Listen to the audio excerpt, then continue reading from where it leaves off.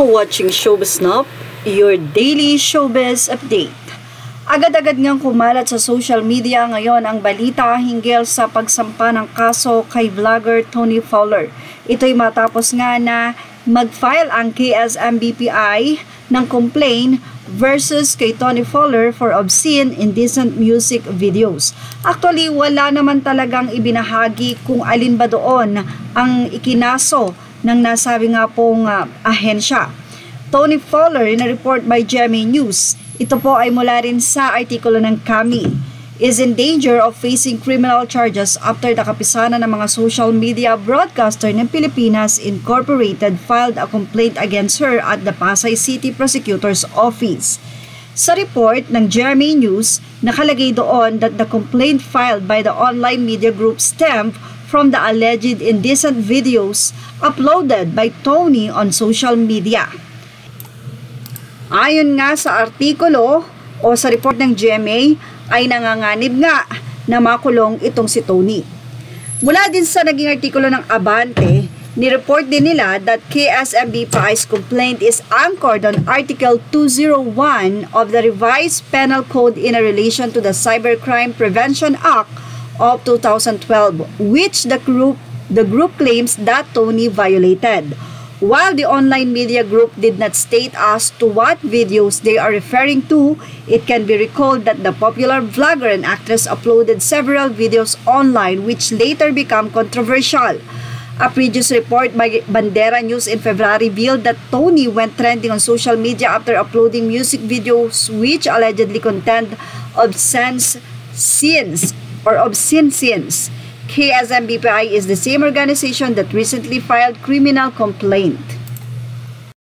Samantala, mula naman sa update ng PTV, sa Facebook page, makikita nga ang video doon na nakaprint ang nasabi nga pong mga ebidensya ng video ni Tony Fowler. Nakalagay doon panuurin, kinasuhan ng kapisanan ng social media broadcaster ng Pilipinas ang Pinay vlogger na si Tony Fowler dahil sa 3 music video nito sa YouTube na nagpakita umano ng mga malaswa at masiselang parte ng katawan ng lalaki.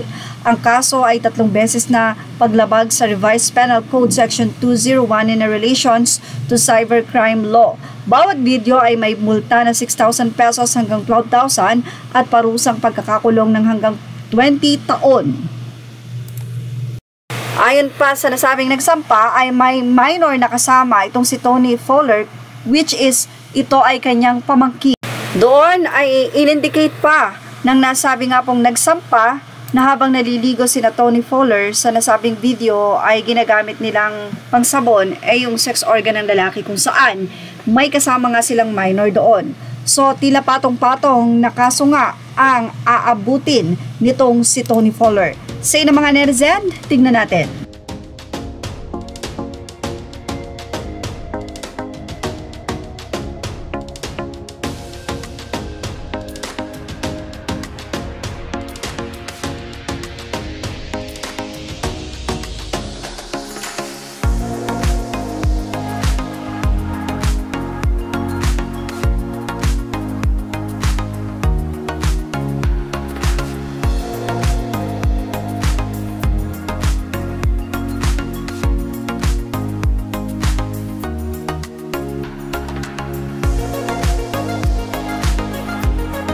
Well, ano naman ang masasay nyo na tila masasampulan na talaga itong si Tony at kapag napatunayan ang kanyang mga malalaswang video na ito ay maaari siyang makulong ng 20 years plus ang mga violation na dapat niyang bayaran. Sa iba ng ilang netizen, sobrang liit daw ng nasabi nga pong multa sa laki ng kinita.